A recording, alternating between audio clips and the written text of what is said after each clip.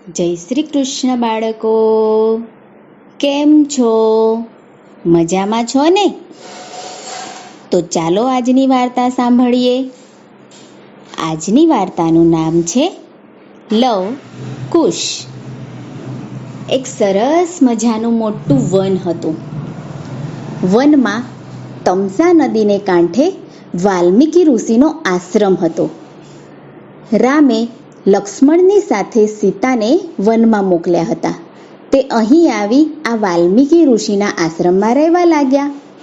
આ વાલ્મીકી ઋષિના આશ્રમમાં સીતાજીએ બે સુંદર મજાના પુત્રોને જન્મ આપ્યો હતો.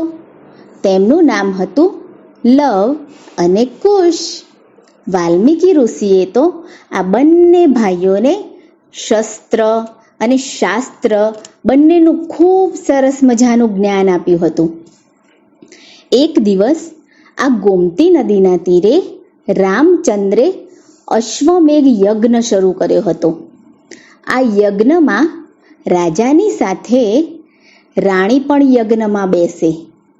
પણ એ વખતે સીતાજી તો વનમાં ગયા હતા. તો રામ ભગવાને શું કર્યું ખબર છે બાળકો? એમને તો સીતાજીની સરસ મજાની સોનાની મૂર્તિ બનાવડાવી ને પછી તે મૂર્તિને પાસે બેસાડી યજ્ઞની શરૂઆત કરી. આ બાજુમાં યજ્ઞના ઘોડાને શત્રુઘ્નની સાથે દિગ્વિજય માટે મોકલ્યો હતો. આ યજ્ઞનો ઘોડો તો ફરતો ફરતો ફરતો ફરતો આ વાલ્મીકીના આશ્રમ પાસે આવી પહોંચ્યો. વાલ્મીકી ઋષિ એ વખતે આશ્રમમાં હાજર નહોતા. તે બહાર ગયા હતા. કુશ સમીધ વીણવા માટે દૂર ગયો હતો ને લવે આ ઘોડાને જોયો. આ વાલ્મીકીના આશ્રમમાં લવે બીજા અનેક પ્રાણીઓ જોયા હતા, પણ આ ઘોડાને તો પહેલી વાર જ જોયો. ગુરુજી જ્યારે લવ અને કુશને વિદ્યા શીખવતા હતા ને ત્યારે ક્યારેક ક્યારેક એ પ્રમાણે આ ઘોડાનું વર્ણન એ કરતા હતા. એને આધારે લવે નક્કી કર્યું કે આ પ્રાણી જ ઘોડો લાગે છે. ઘોડાના માથા ઉપર તો સોનાના પતરામાં લખ્યું હતું કે અયોધ્યાના મહારાજાને જે પોતાના સમ્રાટ તરીકે માનવા તૈયાર ન હોય તે જ આ ઘોડાને બાંધે અને સૈન્ય સાથે યુદ્ધ કરે.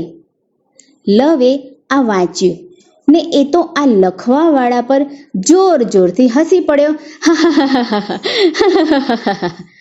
અને એ તો મનમાં ને મનમાં વિચારવા લાગ્યો કે ગુરુજીના આ સરસ મજાના આશ્રમને પણ આ ઘોડો અયોધ્યાના સામ્રાજ્યમાં બંધનવશ કરવા આવ્યો છે.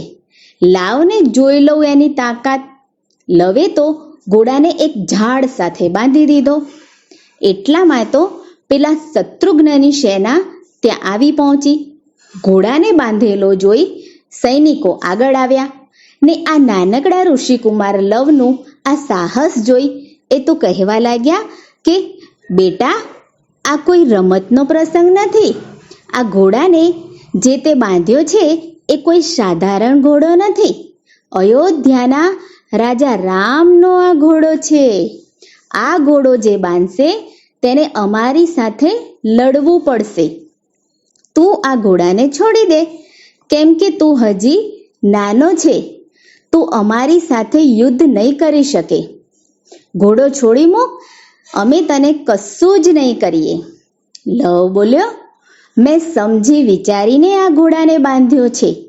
આ અમારા ગુરુજીનો આશ્રમ છે. એના ઉપર કોઈનોય અધિકાર નથી. હું તમારી સાથે લડવા માટે તૈયાર છું. એણે તો ધનુષ્ય પર બાણ ચડાવ્યું અને સૈનિકો પણ ધનુષ બાણ સાથે તૈયાર થઈ ગયા. લવે તો એક બાણ છોડ્યું, ઝૂમ કરતું ને આખી સેનાને ઊંઘમાં પાડી દીધી. દૂર ઊભેલો પેલો શત્રુઘ્ન તો આ નાના બાળકનું પરાક્રમ એકી ટસે જોઈ જ રહ્યો હતો. શત્રુઘ્નને તો લવ માટે માન થયું ને લાગણી થઈ આવી. એને પાસે જવાની ઈચ્છા થઈ. એણે લવની પાસે આવી કહ્યું કે બાળક, તારી બાણ વિદ્યા તો બહુ સરસ છે. તારી આ બાણ ચલાવવાની વિદ્યા જોઈને હું બહુ ખુશ થઈ ગયો છું. હવે તું આ ઘોડાને છોડી મૂક. ત્યાં કુશ આવી પહોંચ્યો. એ લવની બાજુમાં આવીને ઊભો રહ્યો ને બોલ્યો, કોણ છો તમે? અમારા ઉપર દયા દાન કરનાર. શત્રુઘ્નથી કુશના આવા વાક્યો સહન ના થયા. એણે બંને ભાઈઓને લડવા માટેનું આવાહન આપ્યું. લવ અને કુશ તો ધનુષ બાણ લઈને મેદાનમાં આવીને ઊભા રહ્યા. શત્રુઘ્ને પોતાના સૈન્યમાંથી સુગ્રીવ અને હનુમાનને લડવાનો આદેશ આપ્યો. હનુમાને તો લડવાની શરૂઆત કરી. પોતાની પૂંછડી ખૂબ ખૂબ લાંબી કરી એમાં લવને બાંધી દીધો. કુશ તો તરત જ એના ભાઈને લવને છોડાવવા માટે આગળ આવ્યો ને આ બાજુમાં પેલો સુગ્રીવ મોટું જબરું વૃક્ષ ઉપાડીને કુશને રોકવા માટે દોડ્યો. પણ તે દરમિયાન આ લવ તો ક્યારનો એ હનુમાનની પૂંછડીમાંથી છૂટી પણ ગયો હતો ને લવે તો હનુમાનની છાતીમાં મોટો જબરો મુક્કો મારીને હનુમાનને તો બેભાન પણ કરી નાખ્યો હતો. કુશે પણ આ બાજુમાં પેલા સુગ્રીવને ઝાડની સાથે જ ઊંચો કરીને ભોંય પછાડ્યો ને એ પણ બેભાન થઈ ગયો. પછી છે ને બાળકો, આ લવ અને કુશે શું કર્યું ખબર છે તમને? આ બંને ભાઈઓએ તો હનુમાનને પૂંછડીએ પકડી ઘસડતા આશ્રમમાં સીતાજી પાસે લઈ આવ્યા. હનુમાનને બાંધીને લઈ આવતા પુત્રોને જોતા જ સીતાજી હનુમાનને ઓળખી ગયા. તેમણે પૂછ્યું, અરે લવકુશ, આ શું કર્યું છે? લવ બોલ્યો, માતા, એક ઘોડા સાથે મોટી સેનાને લઈ આ વાનર આવ્યો છે. મેં આ ઘોડાને બાંધ્યો એટલે આ વાનર મારી સામે લડવા આવ્યો. સાથે કુશભાઈ પણ હતા એટલે અમે બંને લડાઈ શરૂ કરી. એમને અમારી સાથે યુદ્ધ કરવું હતું એટલે અમે યુદ્ધ કર્યું. અમને ડરાવવા માટે એમના સેનાપતિ ખૂબ મથ્યા હતા. એમણે શું કહ્યું ખબર છે માતા તમને? એમણે તો એક મોટું જબરું વૃક્ષ ઉપાડ્યું ને પોતાનું બળ બતાવવા લાગ્યા અને એ વૃક્ષ લઈને અમારી સાથે લડવા આવ્યા. પણ થયું એવું ને માતા કે એમનું ઉપાડેલું એ વૃક્ષ એમના હાથમાં જ રહ્યું ને અમે તો એમની સામે લડીને બતાવ્યું. સીતા માતા તો વિચારમાં પડીને આ લવ ને કુશની વાત સાંભળતા જ રહ્યા. સીતા માતા તો સમજી ગયા કે આ ઘોડો રામનો જ હોવો જોઈએ. સીતા માતા તો બધી વાત સમજી ગયા ને તેમણે લવકુશને કહ્યું કે આ ઘોડો તો તમારા પિતાજીનો છે. આ હનુમાન છે, તમારા પિતાના સેવક. એમને મૂકી દો અને જલ્દીથી જઈ પેલા ઘોડાને પણ છૂટો મૂકો. લવ બોલ્યો, માતા, અમે તો કેવળ ક્ષત્રિય ધર્મનું પાલન કર્યું છે. અમને પડકાર્યા એટલે અમે યુદ્ધ કર્યું. હવે એ લોકો અમારી સાથે યુદ્ધ ન કરવા ઈચ્છતા હોય તો એમનો ઘોડો અમે પાછો આપી દઈશું. એટલામાં તો વાલ્મીકી ઋષિ પણ પોતાની યાત્રાએથી આવી ગયા.